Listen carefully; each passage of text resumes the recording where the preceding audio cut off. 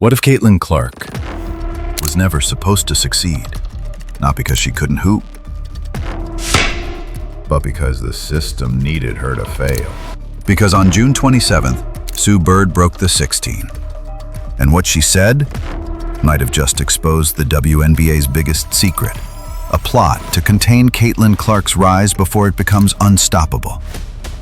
Stay with me. Sue Bird, four-time champ, Olympic legend, voice of credibility. On her podcast, she didn't just talk hoops.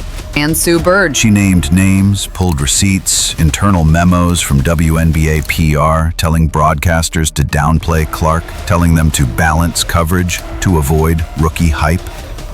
Why? Because Clark's success wasn't safe. Not safe for egos.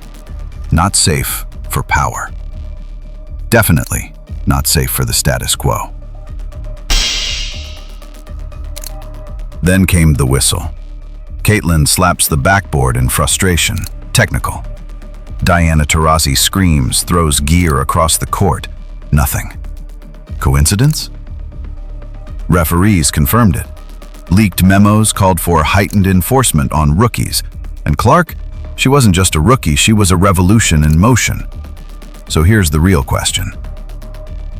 Did Sue Bird just blow open the league's most carefully hidden strategy? And if Clark was truly targeted, how deep does it go?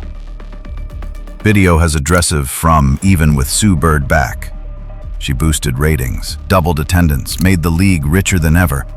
And yet, they tried to muzzle her? But what do you think?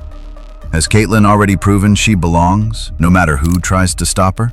Drop your thoughts below and hit that subscribe button if you believe the truth shouldn't be silenced.